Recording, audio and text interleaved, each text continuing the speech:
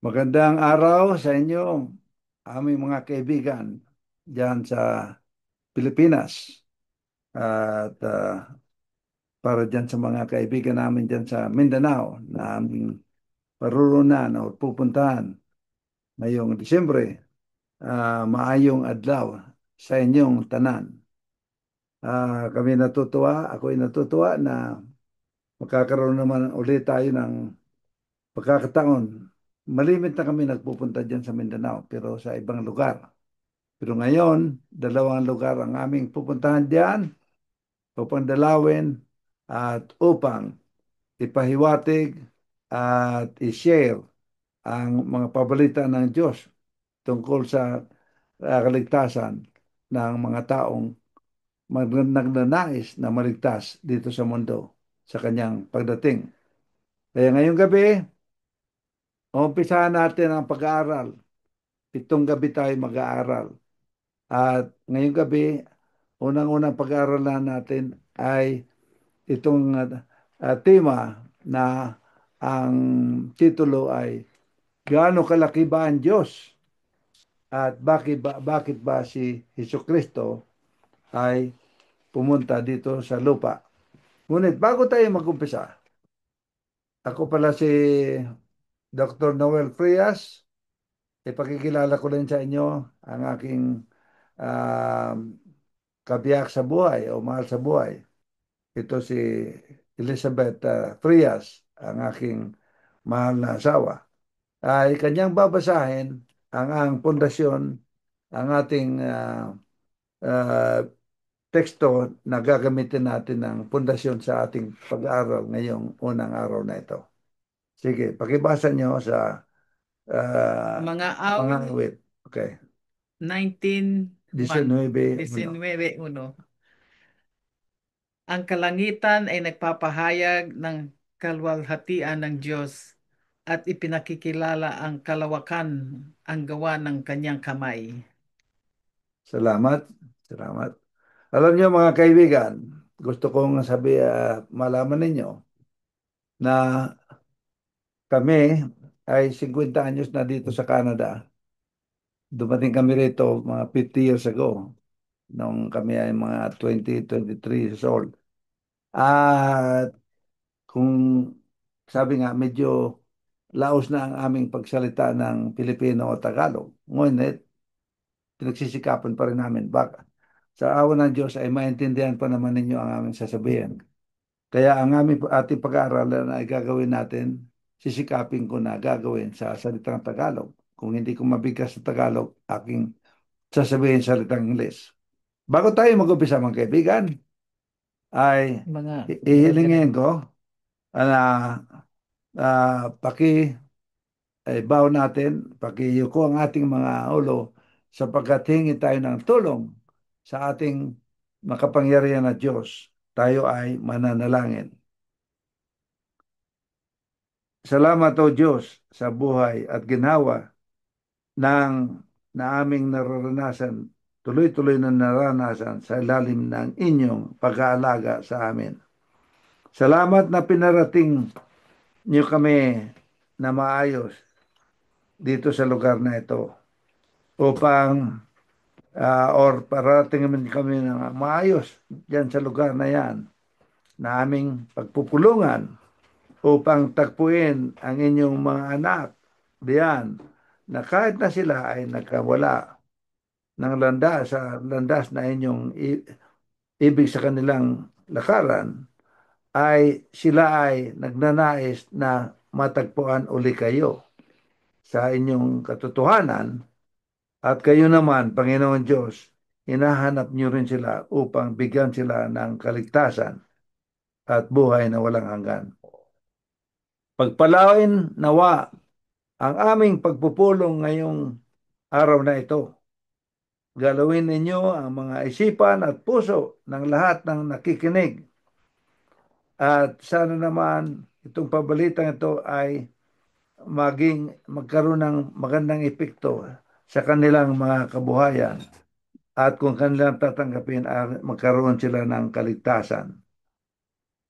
Pakigalaw pakigamit ang inyong banal na espiritu upang udyukan ang kanilang mga isipan at mga puso upang sa ganun din ay tatanggapin niya ang inyong panyaya upang sila ay maligtas ninyo at mabigyan ng buhay na walang hanggan. Lahat na ipagpatawad nawa ang aming pagkakasala sa inyo at pakisamahan niyo kami ng inyong presensya sa aming pagpupulong ngayong araw. Lahat na ito aming hinihiling sa pangalan ng aming tagapagligtas na si Hesus Kristo. Amen.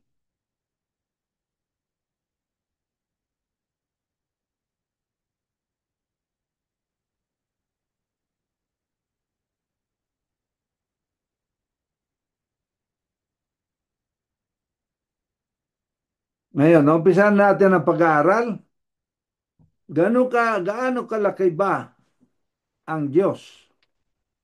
At gaano kalayo ang inaabot ng kanyang kapangyarihan? At gaano kalakas siya? Una, pag-usapan natin ang kanyang mga nilalang at ginawa. Una, itong lugar natin ng Pilipinas. Kung titingnan nyo, kahit na maliit sa mapa, napakalaki. Nung ako'y maliit pa, sabi ko, napakalaki naman ng lugar na ito. Ako'y pinanganak sa Legazpi, Albay. At pag nagpunta kami sa Naga, inaabot ng halos 1 o 2 oras. Sabi ko, napakalayo. Talagang malaki itong lugar na ito. Hindi ko, na-imagine ko lang kung gaano pa kalayo yung mga ibang lugar kung pupuntahan ko. Ngayon, nung nag-umpisa kami magbiyahe, pagdating namin sa Hong Kong, talagang malaki pala ang lugar na ito. O kahit na nung sa Pilipinas, nung kami napunta sa Maynila, na talaga yung papuntang Maynila lamang ay inaabot ng 8 oras sa tren. Okay? At saka later on, nagkaroon kami pagkakataon na mapunta doon sa Ilocos, sa Bigan, at later on, nagpunta sa ibang lugar ng Pilipinas at sabi ko napakalaki talaga. Pagpunta namin nagkaroon kami ng tour minsan dyan sa Asia. Punta namin yung Hong Kong, Japan. Talagang sabi ko napakalaki ng kapangyarihan ng Diyos sapagkat kanyang ginawa nila lang ay talagang napakalaki ng mundo. Kala ko itong mundong ito hindi kayang abutin ang mga lugar na yan. Sa awa ng Diyos, marami rin kaming napuntahan. At sa pag-aaral, habang tumatagal yung panahon, napunta kami sa Russia. Napunta namin yung Russia, St. Petersburg, at nagkaroon pa kami ng cruise inside Russia. Napunta iba-ibang lugar doon. Ang Russia napakalaki rin. Sapagkat ayon sa pag-aaral, ang Russia ang pinakamalaking lugar, ang pinakamalaking country sa buong mundo. 17,075,400 square kilometers. At ang pangalawa dyan ay Canada. Kami ng Mexico ay nakatira sa Canada. Napakalaki rin ng Canada. At kung pagsama-samahin mo, ang United States ang pangatlo, ay yung South America, lahat-lahat yan. At kung titingnan nyo ang mga distansya ng mga lugar, ito ay nilalang ng Diyos lahat. Yung mga comparison ng mga planeta, sabi ko nga, itong mundo ito, sa tingin ko noong una napakalaki. Pero pag isama mo na yung sa loob ng solar system, yung paparehas natin yung mundo sa ibang planeta dito sa ating solar system, tayo ay napakaliit pala. Tingnan nyo yung lugar niyan, yung mundo natin, Earth. Kasi laki lang tayo ng Venus, mas malaki ng kaunti sa Mercury at malaki ng kaunti sa Mars. Pero kung ikukumpara mo ito sa pinakamaliit na planeta pala ay yung Pluto. Pero kung ikukumpara mo sa Neptune, sa Urano, sa Saturn, Jupiter, maliit tayo. At kung ikukumpara mo sa araw, Ang araw pala napakalaki kaya napapaliwanagan ang marami mga lugar dyan sa ating mga galaxy. Ngayon, yan ang mga distansya. At kung bibigyan mo ang comparison, itong mundo natin to, i-compare sa Mars, mas malaki tayo, mas malaki sa Mercury, mas malaki sa Pluto. Halos kasing malaki ng kaunting-kaunti lang sa Venus. Pero itong mundo natin, kung ikukumpara mo sa Neptune at saka Uranus, napakaliit natin. At ikumpara mo sa Saturn at saka Jupiter, napakaliit. At kung yung ikumpara natin to sa yung Jupiter naman na napakalaki, ikumpara mo sa araw, ay napakaliit din. Napakaliit. At isang tuldok na lamang yung ating mundo. At ngunit, nakita natin napakalaki ng araw, pero pag yung araw ikumpara mo sa Sirius, Pollux at saka Arcturus, maliit pala yung araw. Kaya kita mo yung kapangyarihan ng Diyos, nilalang niya lahat ito. Napakalaki ang kanyang kapangyarihan. At pag ikumpara mo yung ating mundo sa ibang mga planeta katulad ng Rigel, Aldebaran, Betelgeuse, saka Antares, hindi mo na makikita yung ating mundo. Ngunit kung nandito ka sa mundo, parang napakalaki. Pero yung pala baliwala, isang tuldok lamang. Pero binibigyan tayo ng Diyos na naglalang nito lahat ng malaking kahalagahan. Kaya tingnan nyo, unang-una, ang galaxy dyan sa universe ay napakalaki. Nasaan ba tayo sa galaxy? Sabi nila, napakaluwak, napakadami ng ginawa ng Diyos, nilalang ng Diyos dyan sa galaxy. At kung titingnan nyo, maliwanag ang gabi, titingnan sa taas, ay kung nandun para kayo sa taas, at titingnan nyo ang lawak ng mga ginawa ng Diyos, nasaan ba rito ang mundo? Hindi natin malalaman kung nasaan. Sapagkat marami mga tuldok-tuldok, pero kung pupuntahan mo yung mga lugar na yan, malalaki pala yan. Somewhere in the universe, nandyan yung mundo natin. Ngayon mga kaibigan, kaya ako pinakita ito sa inyo sapagkat ipinakikita ko sa inyo kung gaano kalaki at kalawak ang inaabot ng kayang gawin ng Diyos at kapangyarihan ng Diyos. Ngayon, pag-usapan na natin itong ating mundo. Itong mundo natin, ayon sa ating pag-aaral dito sa banal na kasulatan, nakasabi dito na itong mundo natin, ginawa ng Diyos sa loob ng 6 na araw. Alam mo, ang Diyos ay makapangyarihan. Sa kanyang pagsalita lamang ay lumalabas na yung sinasabi niya. Pag sabi niyang, let there be light, lumabas sana ang liwanag, may liwanag na kagad na lumabas. Pag sabi niya na sana yung liwanag at saka dilim ay magiging isang araw, ay nangyari kaagad yon. Pag sabi niya na magkaroon ng mga isda, yung dagat nagkaroon preto instantly sapagkat siya ay Diyos.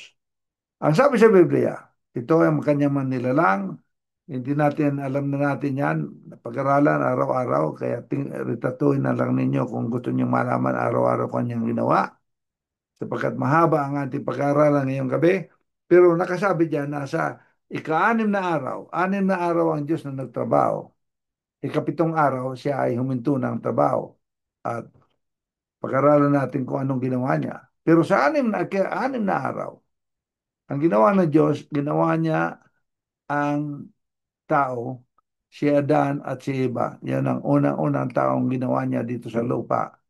Yan ang parang original na father at saka tatay at saka nanay natin. Ngunit, pagkatapos ng 6 na araw na kanyang pagtrabaho, sa ika-7 araw, ayon sa Genesis 2:3-4, ang ginawa ng Diyos, siya ay huminto ng kanyang pagtrabaho. Kompleto na lahat ng kanyang ginawa, nakita niya na mabuti, maganda, at siya ay huminto ng trabaho sa ika-7 araw. Nagpahinga siya at ang pangalawang ginawa niya, Binendisyonar niya yung araw na yon, ikapitong araw, at ginawa niyang banal. Kaya mayroon siyang tatlong bagay na ginawa sa ikapitong araw na hindi niya ginawa sa ibang araw. Huminto ng trabaho, nagpahinga, binendisyonan, at ginawang banal.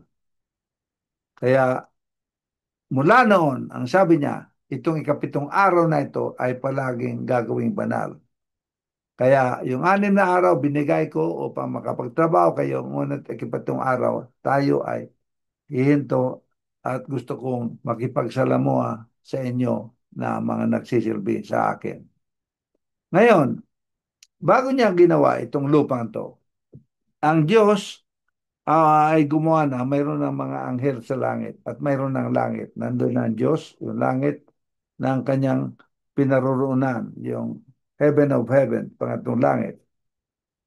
At ang Diyos, tatlong ori ang kategorya ang kanyang nilalang na mga ah, creatures. Tatlong kategory. Unang-una, mayroon siyang ginalang ng mga anghel. Ang mga anghel ay kanyang mga katulong doon sa langit. Sa ilalim ng kaunti ng mga anghel, nandyan yung mga tao, tayo, human. At sa ilalim natin, mayroong mga hayop. Ang mga hayop hindi pwede maging tao. Ang tao hindi pwede maging anghel. Ngunit ang anghel pwede ng kampana na maging tao. At meantime, nung ginawa niya si Adan at si Eva, sinabihan niya si Adan at si Eva na dito sa lupang to, kayo ay parang emperador sa lupang to. Imamaneho ninyo itong lupang to. Lahat na ito, ah, bigyan nyo, ikaw Adan, bigyan nyo ng pangalan lahat ng hayop, lahat ng mga kahoy, lahat ng gusto mong ibigay na pangalan, bahala ka. Ikaw magmamanis nito. At kayo na iba, wala kayong kamatayan. Bibigyan kayo ng buhay na walang hanggan. Ngunit, ayaw naman ng Diyos na maging diktador na ay pagkagawa niya lang kay Adan at Eva yung kanyang kagustuhan. Gusto niya na bigyan sila ng freedom. Freedom to choose, to decide what they want to do.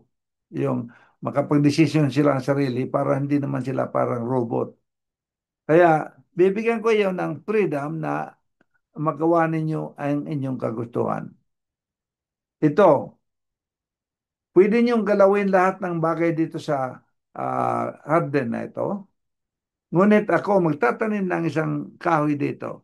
Ito ang kahoy na tinatawag na knowledge of true and of good and evil. At pwede mong kainin lahat ng prutas dito sa hardin na ito. Ngunit itong bunga nitong kahoy na ito, huwag niyong gagalawin. Sapagkat pag inyong ginalaw ito, pag inyong kinain ang prutas ditong kahoy na ito, kayo ay magkakaroon ng kamatayan. Kayo ay, ngayon, hindi kayo subjected to death, pero pag kayo ay ginawa nito, ibig sabihin, hindi nyo sumawil sa akin na by choice, you will be subjected to death. Magkakaroon kayo ng kamatayan. Iyan ang sinabi ng Diyos sa kanila. Kaya mayroon silang freedom, libre kanila, pero may libreng isipan, they can decide what to do. Mayroon silang power of choice. Meantime, di sa langit, mayroon anghel sa langit na leader na ginawa ang Diyos. Ang pangalan niya si Lucifer. At si Lucifer siya ay napagkatiwalaan ng Diyos na parang mag-lead, manguna sa ibang mga anghel. At binigyan din ng Diyos si Lucifer ng pribilehyo upang gawin ang kanyang kagustuhan. Pwedeng sumunod sa Diyos, pwedeng hindi. At pag sumunod sa Diyos, ay hindi magkakaroon kamatayan. Ngunit pag nagsuwail sa Diyos, ay magiging entitled rin, magkakaroon din ng katapusan ang kanyang kabuhayan. Ngayon, ang nangyari kay Lucifer, siya ay nagselos nagselos siya ay nainggit sa kapangyarihan ng Diyos. Kaya dahil siya mayroong power of choice, naisipan niya sa kanyang kaigitan, siniraan niya yung Diyos sa ibang mga anghel. Sinabi niya itong ating Diyos na ito ay diktador. Tayo ay kanyang binubuhay sapagkat sumusunod tayo sa kanya. Pero pag hindi tayo sumunod, tayo ay kanyang papatayin. Kaya diktador siya. At marami pa siyang sinabi para siraan ng Diyos. Alam ng Diyos ang nangyayari. Kaya ang ginawa ng Diyos, inipon niya lahat ng anghel. Ang sabi niya, totoo ba na siniraan ako nito ni Lucifer sa inyo? Sinabi na ganito ako, ganyan, ganyan. Ngayon, tinanong ng Diyos yung anghel. Kung walang naniwala doon sa mga anghel na yon, ni isa, walang kasama si Lucifer, matagal na siguro tinapos ng Diyos yung kanyang buhay. Ngunit, nung tinanong ng Diyos, sino ba sa inyo ang naniwala kay Lucifer? One third, o no trece, one third, o na tercera. Yung pangatlong porsyon ng mga anghel ay sabi na niwala sila kay Lucifer. Kasi kaya ngayon may mga follower, may mga tagasunod si Lucifer. Kaya hindi lang basta-basta pwedeng patayin ng Diyos si Lucifer kasi maraming mga tagasunod. Kaya ang sabi ng Diyos, ngayon hindi pwede na dalawa tayo na nangangasiwa dito sa langit. Yung two-thirds ng anghel na natili sa Diyos, one-third ay sumama kay Lucifer. Kaya ang ginawa ng Diyos, pinaalis niya si Lucifer at one-third ng mga anghel, pinalayo sa langit, sa kanyang tinapon sa langit. Nagkaroon ng away, nagkaroon ng digmaan doon sa langit, at naitapon si Lucifer kasama ng one-third ng mga anghel na itapon nailabas sa langit. Ngayon, bago natin pag-usapan yan, paano si Lucifer na perfectong tao, banal na tao, paano siya naging Satanas? Kasi nung siya ay naitapon sa langit, siya na ang nag-umpisa ng tinawag na Satanas o demonyo. Si Lucifer ay perfecto na ginawa ng Diyos. Ngunit ang kanyang puso, kanyang pinalaki. Pinatabaan niya kanyang puso. Nainggit siya sa trono ng Diyos. Nagsinungaling siya laban sa Diyos at kanyang siniraan ng Diyos. Okay? Kaya siya, hindi siya ginawa ng Diyos na maging Satanas. Ginawa niya ang sarili niya na Satanas by choice. Pinili niya na maging Satanas na pinili niya na lumaban sa Diyos. Kaya iyan nagkaroon ng Satanas. Ngayon, itinapon nga si Satanas at kanyang mga kasama na anghel, pinaalis sa langit. Nung siya itinapon, hindi naman pwedeng palipad-lipad lang sila dyan sa kalawakan na wala silang matitiraan. Wala silang mapuntahan, walang tatanggap sa kanila. May sinabi na may mga mundong iba ang ganawa ng Diyos, ngunit hindi nila binigyan ng pagkakataon na matukso ni Lucifer. Kaya walang tumanggap sa kanila. Ngunit, naisipan ni Lucifer ngayon, mabuti pa pumunta ako doon sa lupa sapagkat ang mga tao doon, si Adan at si Eva ay mga baguhan. Baka mabula ko sila, baka matukso ko sila. At yung lupang iyon, maagaw ko sa kanila. Ako na ang magkakaroon ng kapangyarihan sa lupang iyon. Kaya yun na nga ang ginawa ni Satanas. Nagpunta din sa lupa, nagpangkap siya na isang ahas at kanyang tinokso si Adan at si Eva. Sabi niya, hindi ba sinabi ba ng Diyos sa inyo na pag kumain ka ng prutas na ito, ikaw ay mamamatay? Sabi ni Eva, oo. Kaya dinaan niya lang sa pambubula.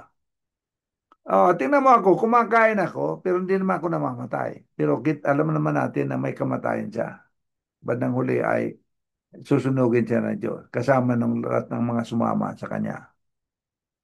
Ngayon, totoo nga, sabi ni Iba, sa halip na nagtiwala sila ng Diyos, naniwala sila kay Lucifer. Kaya kumain siya. At kumain din si Adan. Sa oras na yon na sila ay kumain ng mansanas na yon, hindi tawagin natin ang mansanas o ng prutas na yon, naging entitled sila, nagkaroon sila ng entitlement, titulo na magkaroon ng kamatayan. Hindi sila namatay kaagad, instantly. Pero yung kanilang mga cell, kanilang katawan, nag-umpisa lang matay. Later on, pumuti na yung buhok nila. Later on, tumanda na sila at namatay. Kaya, yung sinabi ng Diyos, totoo. Lahat ng ipinanganak mula kay Adan ay kay Eva, ayon sa awit 55:1, ayon dyan, ay lahat ng pinanganak mula sa kanila ay pinanganak sa kasalanan kasi may kasalanan yung mag-asawa.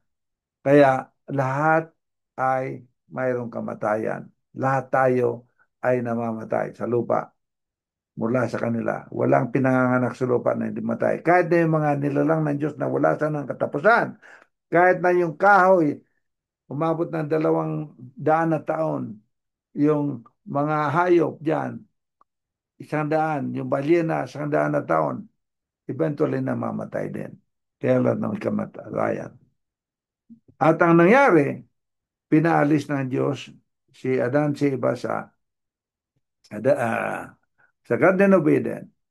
At mula noon, nawalan sila ng poder dito sa lupang to. At mula noon, si Satanas na ang naging hari sa mundong to. Kaya ang pinakamapangyarihan dito sa mundong to ay si Satanas. Inagaw niya, nung nagkasala ang tao, inagaw ni Satanas ang kapangyarihan dito sa lupa na binigay sana ng Diyos kay Adan at si Eva. Ngayon, si Satanas na ang nag-set up ng kanyang, nagtanyak ng kanyang kaharian sa lupa.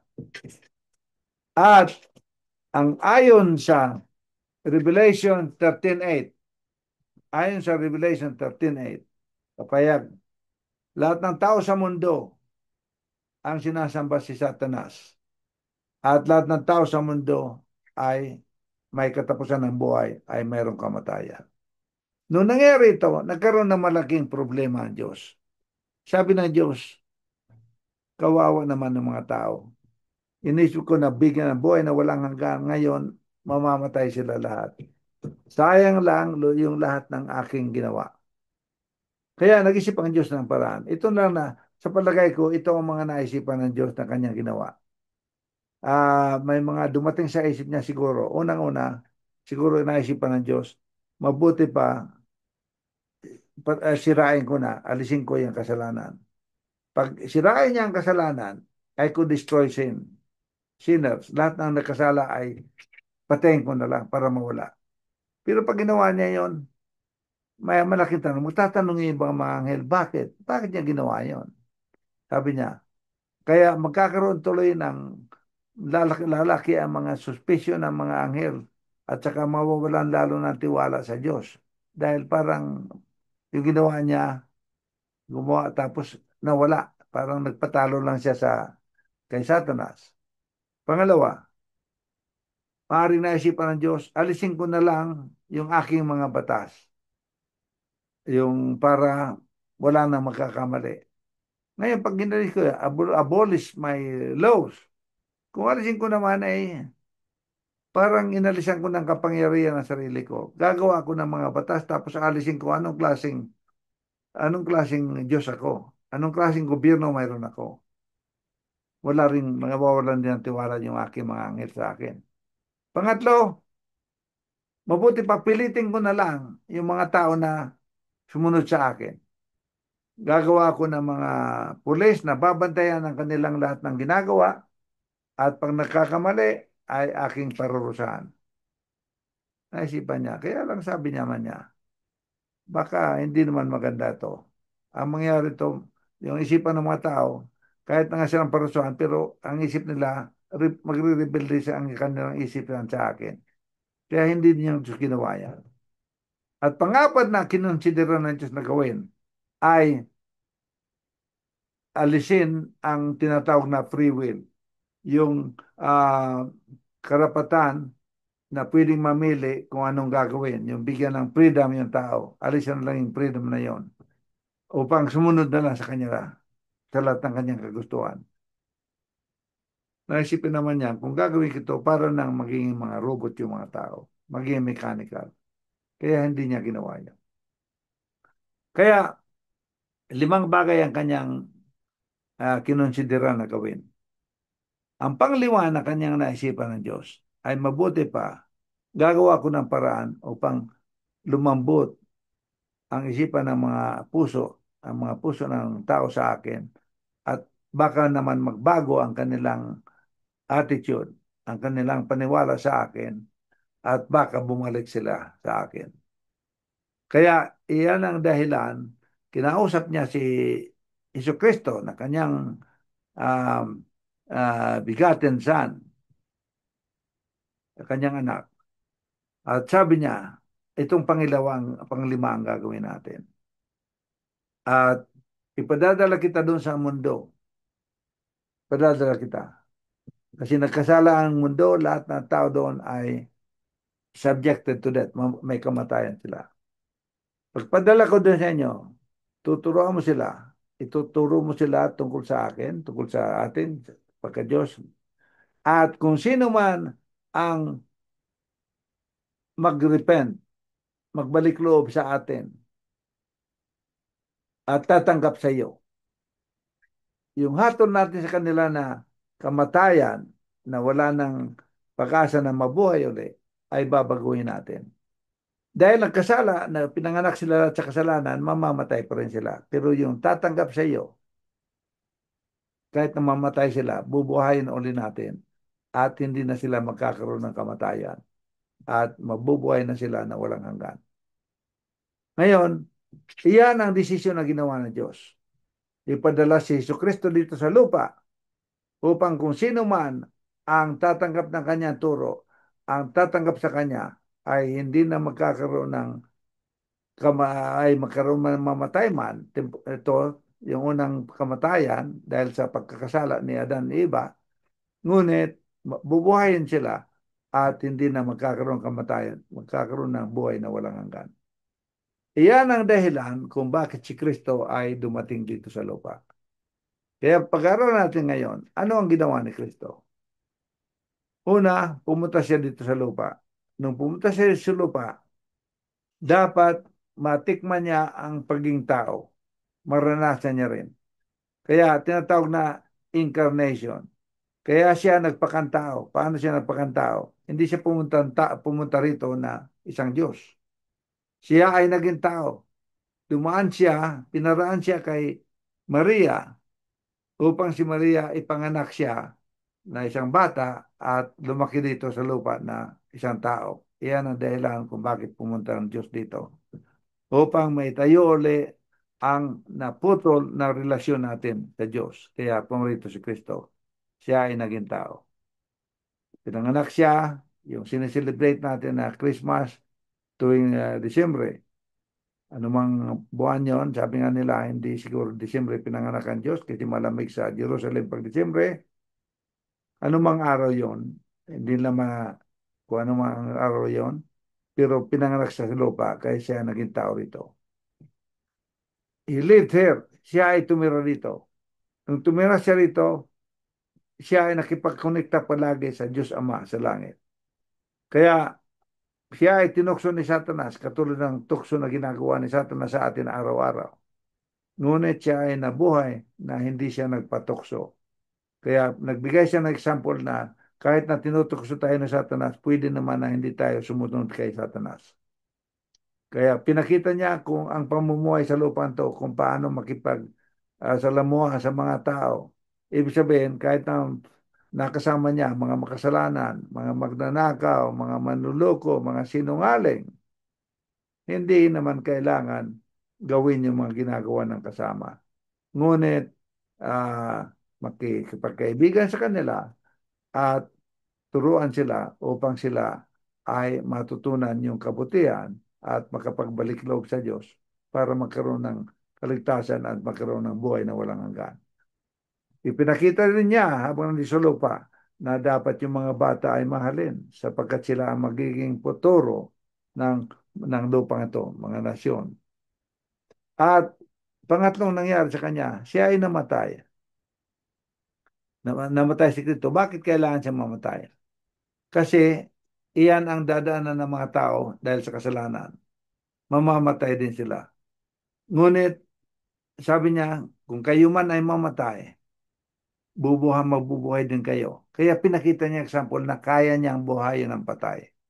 Kaya siya namatay at pangatlong araw siya ay nabuhay uli. Ngayon, iyan ang dahilan kung bakit ako ay nandito nagpapahiwatig ng pabalita tungkol sa kaligtasan ng mga tao kay Kristo.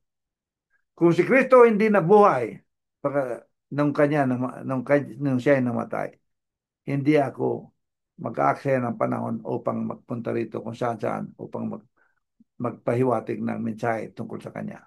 Mawawala ng tiwala. Maraming mga leader na mga paniniwala dyan na nagsabi na sundin nyo lang ang aking mga turo at kung kayo man ay mamatay, ay kaya ko kayong buhayin. Ngunit sila ay namatay. Wala namang ah, walang ebidensya na sila ay nabuhay ulit. Walang ebidensya. Kaya may mga paniwala dyan na ang leader nila, sinabi sa kanila na kung mamatay kayo, ay mabubuhay ko ulit kayo. Ngunit yung leader nila na namatay, wala namang ebidensyang nakita na nabuhay ulit. Ngunit si Kristo namatay.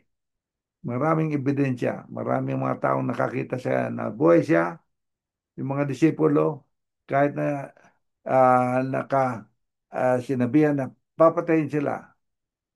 Pag magsinulang, nung sinabihan sila ng gobyerno, ng mga leader ng araw na yon, na huwag niyo sabihin na nabuhay si Kristo. Huwag niyo sabihin na nakita niyo siya. At hindi namin kayo papatayin. Pero yung mga disiplong yun, willing silang mamatay. Huwag lang sinungaling. Madali na sana. Magsinungaling lang ako. Sabi ko, oh, hindi ko nakita na buhay. Bakit sila willing na mamatay? Huwag lang magsinungaling. Sapagkat nakita talaga nila si Kristo na nabuhay. At ang pang-apat, kaya pinako siya sa krus, nagkaroon siyang kamatayan. Pang-apat naman, ay siya ay nabuhay ulit. Kaya pinakita niya na kaya niya, dinemonstrate niya na kaya na, kung tayo man mamatay, kaya niya tayong buhayin. At anong nangyari? Siya ay, nung nabuhay siya, after a while, siya ay pumunta ulit sa langit. He ascended, went to heaven. Bumalik sa kanyang ama sa langit. Bakit ginawa niya yon? Pinakita niya rin ng example na kanyang pangako na kung kayo ay tumanggap sa akin, sabi niya, at kahit na kayo tumanggap kayo sa akin at sa mga turo ko, kahit kayo mamatay, mabubuhay din kayo. At pag buhay kayo, sisirain, gugunawin itong mundong to, pero ngayon, pupunta rin kayo sa langit, katulad ng nangyari sa akin, pupunta rin sa langit. Kaya, yan ang nangyari Kristo. Nakita ng mga disipulo kung paano siya punta sa langit. Sabi niya sa mga disipulo, kung paano ako pumunta, ako ay babalik din ulit later on upang ipagpatuloy ko at tuparin ang aking mga pangako sa inyo. Ngayon, habang nasa langit siya, anong ginagawa niya sa atin? Siya ay nag-intercede na mamagitan siya para sa mga tao na tumatanggap sa kanya at kanyang inilalagay sa buhay na walang hanggan upang iligtas. At nangako siya na siya ay babalik. Kaya si Kristo ay babalik uli upang tuparin ang kanyang mga pinangako. Kaya, He will come again, sabi ni Kristo. Ako ay babalik uli at ang aking pagbalik, yung mga tumanggap sa akin, tumanggap ng turo ko, akin ang bibigyan ng kaligtasan. Papuparunin ko rin sila sa kalangitan. Titira sila doon ng 1,000 taon ayon sa Pahayag 20, Kapitulo 20, versikulo 5, ay nakalagay doon na ang mga ililigtas niya ay titira ng 1,000 years, 1,000 taon sa langit. Tapos ibabalik dito at itong mundo to lilinisin, gagawing new earth o bagong mundo. Kaya kanyang pagbalik dito, dalawang dalawang lugar lamang ang mapupunta ng mga tao. Lahat ng tao sa mundo mahati sa dalawa. At yung mga sumunod, tumanggap sa turo ni Kristo at kanyang ililigtas, sila ay mapupunta sa langit. At yung mga tumanggi ng kanyang mga turo, hindi siya tinanggap, ay sila ay pupunta sa impyerno. At iyan ang pangako niya. Kaya dalawa lamang ang ating mapupunta maparoonan. Ayon sa Apokalipsis 20, Apokalipsis 20, versikulo 5. Okay? Ang mga iba na mga patay, yung mga hindi naligtas, na maiwanan, ay mga buhay hanggang sa naganap na 1,000 taon. 1,000 taon yung mga ligtas na sa langit, yung mga hindi ligtas ay 1,000 taon na patay. Okay? Ngunit pagkatapos ng 1,000 taon, babalik si Kristo rito, lilinisin itong lupa at bubuhayin yung mga patay na hindi naligtas ay kanyang susunugin kasama si Satanas. Nandiyan naman yan sa Mateo 25:41. Ngayon, itong, itong impyerno ay hindi para sa mga tao na sumunod kay Kristo. Ang impyerno ay para kay Satanas at doon sa mga taong hindi tatanggap kay Kristo. Kaya basahin ko sa inyo sa Mateo 25, 41. Nakalagay dito, ito, kung magkakayo, sasabihin naman niya sa mga nasa kaliwa, yung mga niligtas, magsilayo kayo sa akin, kayong mga sinumpa at punta kayo, punta kayo sa apoy na walang hanggan na ihanda na inihanda para sa diablo at sa kanyang mga anghel. Yung impyerno ay nakahanda hindi para sa atin, nakahanda para sa diablo at mga anghel. Ngunit yung mga hindi tumanggap kay Kristo, doon din siya paroroon. Ngayon, pag-usapan natin ngayon ang tungkol sa buhay natin sa langit at sa lupa. Yung mga maliligtas, pakita ko sa inyo, ang sabi sa Biblia, tatlong klase ang langit. Tatlo ang langit pala, tatlong langit. Yung unang langit ay itong langit na nakikita natin dito sa lupa, na lugar na nililiparan ng mga ibon. Nakita natin yung alapap dyan. Diyan nanggagaling yung ulan at yung dito sa Canada, yung snow, yung yellow. At yan, yung langit na yan ay susunugin ng Diyos at papalitan ng new heaven, bagong langit. Okay? Kaya yan ang unang langit, yung boundary natin dito sa lupa. Pangalawang langit ay yung starry heaven, yung mga nakita natin ng mga planeta, pinakita ko sa inyo kanina.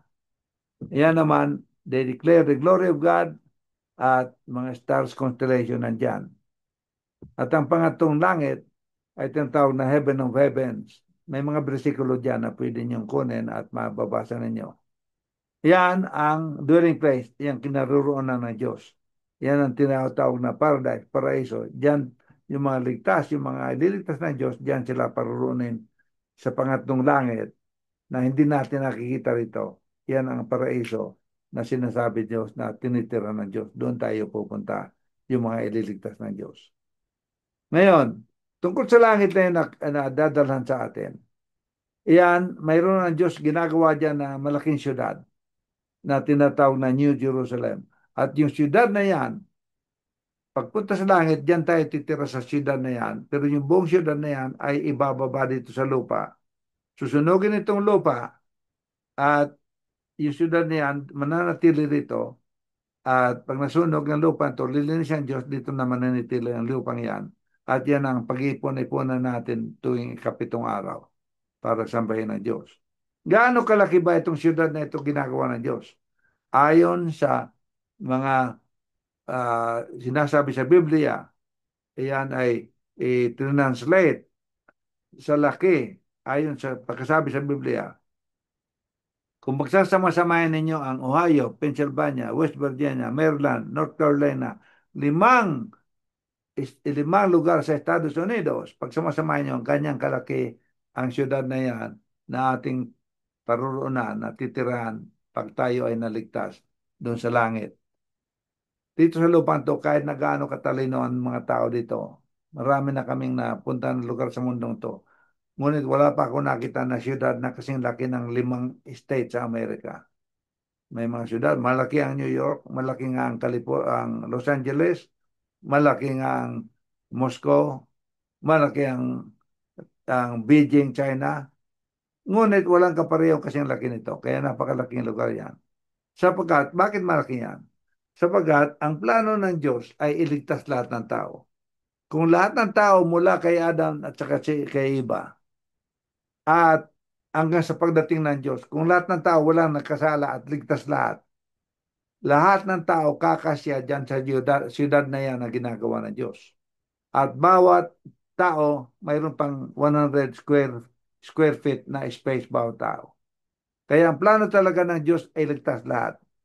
Ngunit, yung mga tao ang nagde-decide kung gusto niya nang maligtas o hindi. Pag tinanggap ang tatanggapin si Kristo na tagapagligtas, susundin niya kanyang mga turo para magkaroon ng kaligtasan. Ngunit ang malungkot na parte, sapagkat ang tinatanggap nila ay ang mga turo na wala sa tinuro ng Kristo, wala dito sa Biblia.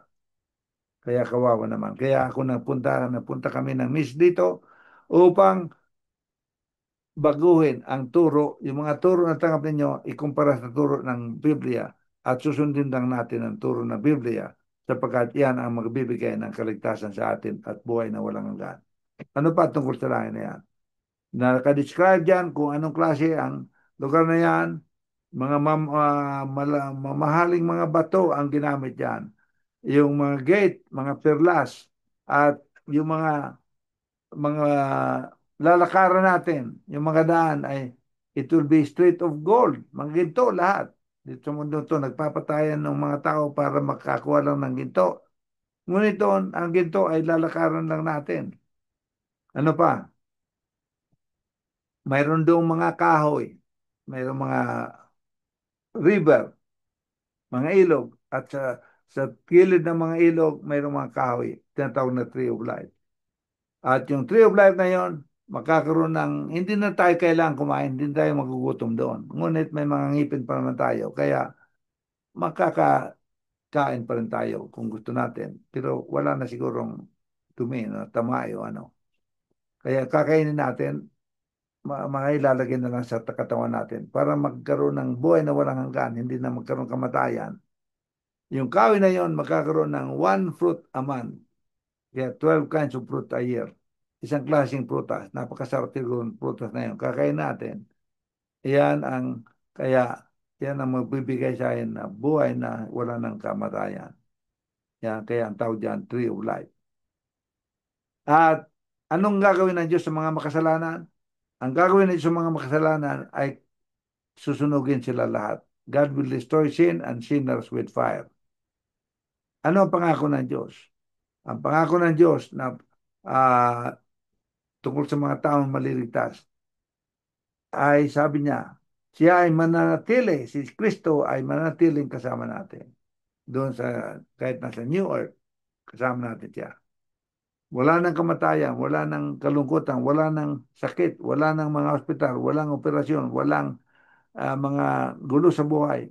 Hindi na magugutom, hindi na mauhaw, hindi na mapapagod, wala nang bingi, wala nang bulag, wala nang pilay, okay? Wala nang inggitan, wala nang galit-galit, alitan. Wala na lahat yan. Wala na mga nightclub, walang mga masasamang mga gawain. Wala na lahat yan. At ang sabi pa rito, yung mga doon sa New Earth, doon sa bagong lupa na titira natin, matapos linisin itong lupa ito at gawing bagong lupa. Ang sabi diyan, yung mga hayop ay magiging mga mababait. Yung mga leon siguro hindi na wala nang magiging madungis na hayop. Actually, yung mga bata pwede makipaglaro sa kanila. Kaya magkakaroon pa siguro ng mga bata doon sa New Earth, babaguhin ng Diyos yung bagong buhay doon At kung doon sabi nga doon, kung mag-establish na yung pamilya doon, may mga bata, halimbawa, hindi sila kakagatin ng mga hayop. Wala nang madungis hayop. Wala nang mga bagyo. Katulad na nangyari dito sa Pilipinas, may mga lindol, bagyo. Wala nang ganoon. At sabi, magkakakilala pa rin tayo. Yung mga sabi ng iba na hindi na tayo magkakilala, hindi totoo yun.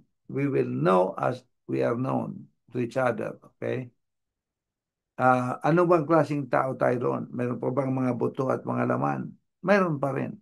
Ngunit, babaguhin na yung buto at laman natin.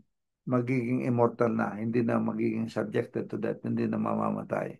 Babaguhin lang ng Diyos. How will the righteous spend their time in the new kingdom? Ang sabi dito, doon sa bagong lupa na ibibigay sa atin ng Diyos yung mga ligtas, magkakaroon tayo ng dalawang tirahan, dalawang bahay. Kaya kung hindi ka man nagkaroon ng bahay dito sa lupa ito, doon dalawang bahay natin. Isa, yung condominium natin doon sa New Jerusalem na titirahan natin sa 1,000 taon habang tayo nagbabakasyon sa langit. At pag nalinis na itong lupa ito, lalabas tayo sa mga villages, maghanap tayo ng lugar na tatayo natin ang bahay natin.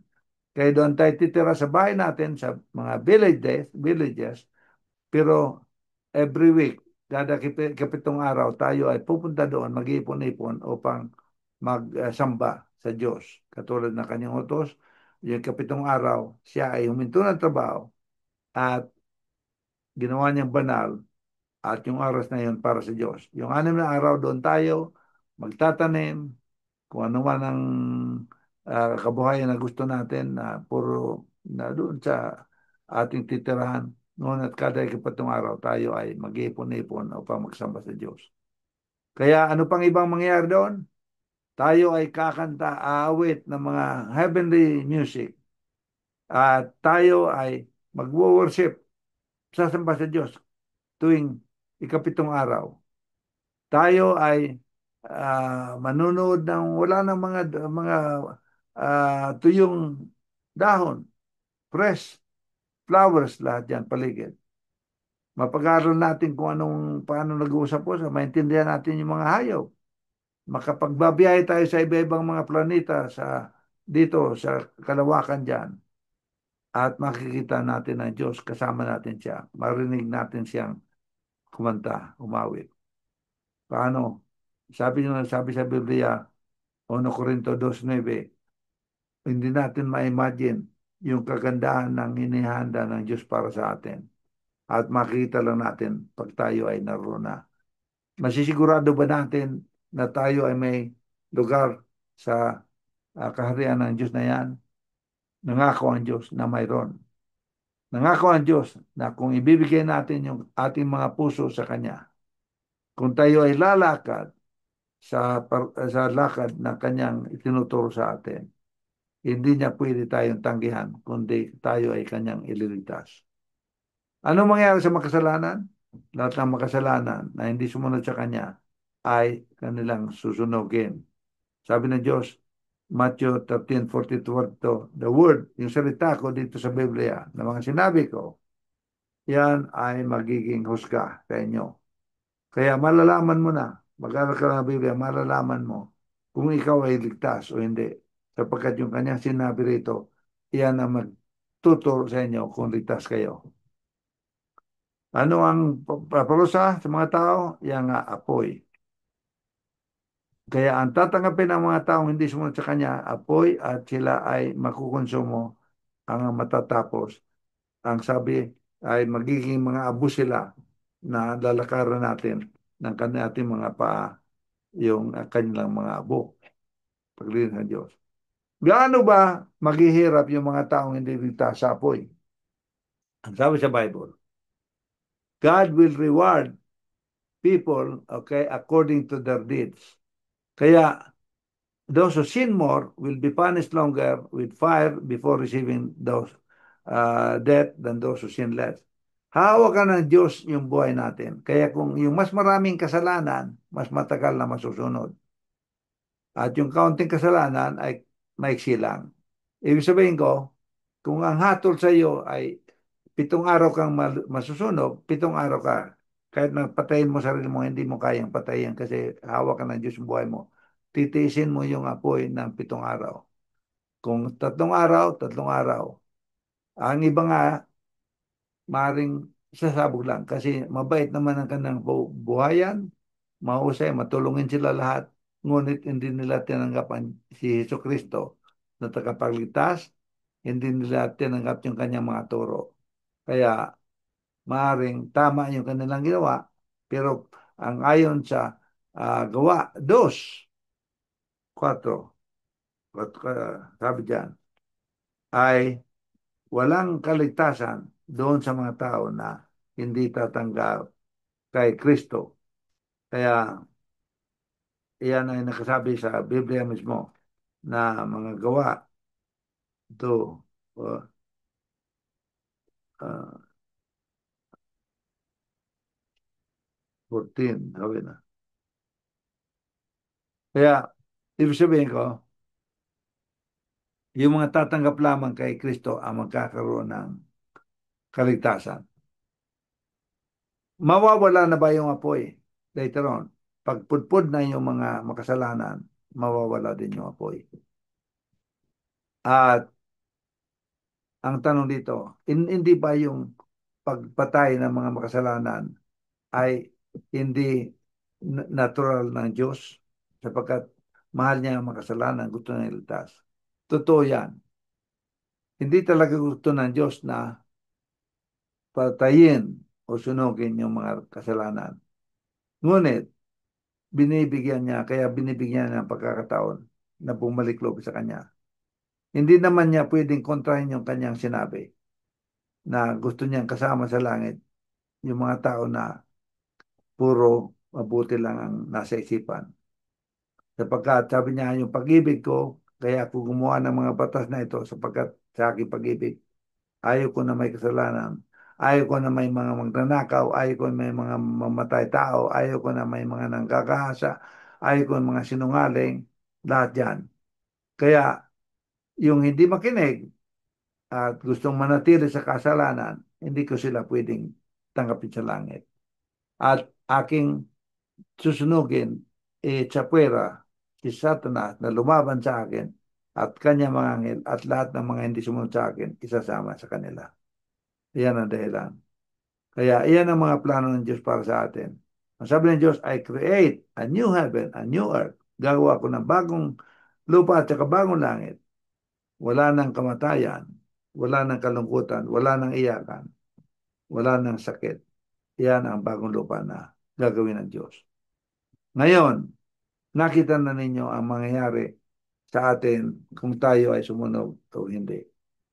Kaya, inaanyahan ko, ang itatanong ko sa inyo mga kapatid, ilan ba sa inyo ang gustong tumanggap sa paanyaya ni Kristo na iwasan ang kasalanan, tanggapin si Yesu Kristo, tanggapin ang kanyang mga turo upang mapatawad at may sama ng Diyos sa kanyang kaharian at mamatay man pero bubuhayin uli at bibigyan ng buhay na walang hanggan. Kung mayroon man sa inyo dito na nagalaw ang inyong puso sa mensahe ng Diyos ngayong gabi o ngayong araw na ito, pakitaas lamang ang kamay, pakitaas ang kamay. At mayroon tayong mga kasugo dito, mga layman, mga leader, na pakitingnan nyo yung mga tao dyan na tumatanggap sa turong ito ng Diyos at ating anyayahan sila. Hindi lang pakitaas ang kamay, pakitayo kayo, tayo kayo. At pakihanap ninyo, mga leader, pakihanap niyo mga tao yon, kunin yung kanilang mga pangalan at anyayahan sila. Kung gusto niyong ibigay ang inyong puso sa Diyos ngayong gabi, aking inaanyayahan kayo na lumapit sa niya sapagkat ang Diyos ay darating.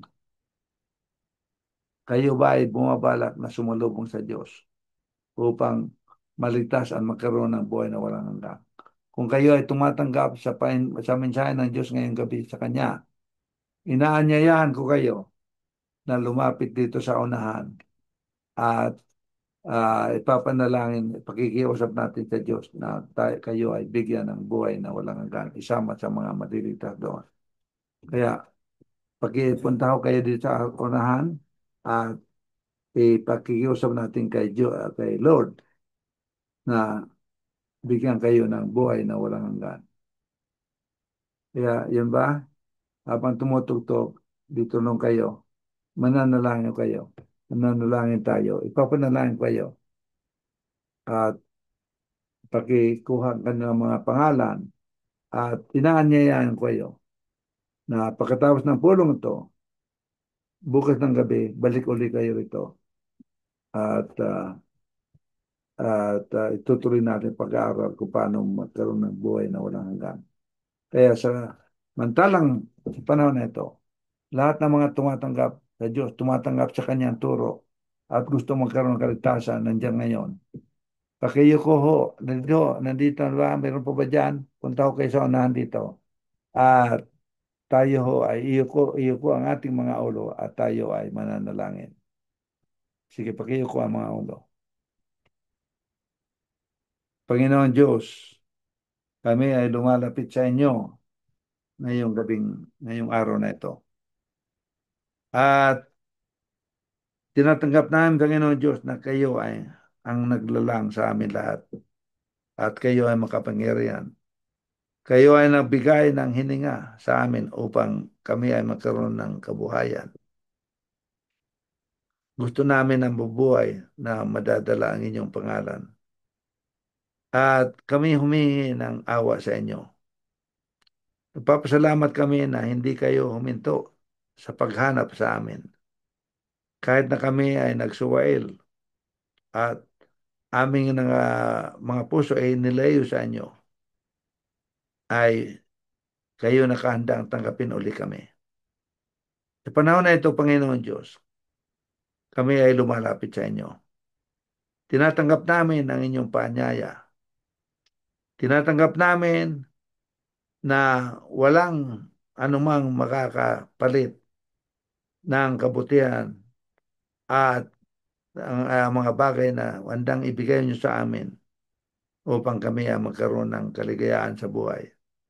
Kaya Panginoon Diyos, tinatanggap namin kayo sa aming mga puso. Pasok kayo sa aming mga puso, Panginoon Diyos, at sa aming mga isipan. Inihandog namin ang aming mga puso at isipan sa inyo, ang kabuhayan. Nihandog namin sa inyo ang aming mga paghihirap sa buhay, ang aming mga pag-asa at aming mga kinabukasan. Yan, binibigyan namin sa ilalim ng inyong ah, mga paa. Panginoon Diyos, pinagkukusap ko rin na pakinggan ang mga hiling ng mga kaibigan natin na nandito ngayon. Kung mayroon pa dyan na hindi na nag-aalanganin at medyo hindi pa kayang tanggapin ang inyong paanyaya, pakigamit ninyo ang inyong banal na espiritu upang paliwanagin sa Kanya ang kabutihan ng inyong binabalak para sa Kanya. At lahat ng bagay sa mundo ay walang kabuluhan sapagkat ito ay mawawala lahat. At ang pinakamahalaga ay ang buhay na walang hanggan. Kaya mga kaibigan, sa lahat ng inyo, kung narinig ninyo ang paanyaya ng Diyos, huwag ninyong tatanggihan. Huwag kayong maghintay ng mabuting panahon pa sapagkat ang panahon ay ngayon din. Huwag niyong iisnabin ng Diyos. Payagan niyo yung Diyos na gamutin kayo sa ating mga sakit na kasalanan. At payagan siya na siya ang magiging leader natin sa buhay natin. I-surrender ang ating mga puso sa Kanya sapagkat siya ay mahalaga para sa atin at mahalin natin siya. sapagkat ang ating buhay ay para sa Kanya lamang. Panginoong Diyos, pakitanggap ang mga puso at lahat ng mga tao na tumatanggap sa iyo ngayong araw na ito. Lahat kami, binibigay namin ang aming lahat para sa inyo, kompleto, at umasa na kami inyong isasama doon sa inyong mga ililigtas sa inyong pagdating. Pagpatawad nawa ang aming pagkakasala sa inyo. Lahat na ito ay aming inihiling sa pangalan ng aming tagapagligtas na si Hesus Kristo. Amen. Kaya mga kaibigan, salamat sa inyong pagdalo ngayong gabi o ngayong araw na ito. Pagpapatuloy natin pag-aaral. Ang sunod na magiging topiko natin ay sino ba si Kristo at bakit niya bakit niya natin kailangan siya upang iligtas tayo. For the meantime, tayo ay maghiwa-hiwalay ay sana naman ang pag-iingat at bendisyon ng Diyos ay makasama ninyo lahat. Salamat, good night, magkita-kita ulit tayo. Sunod na pag-aaral. Salamat.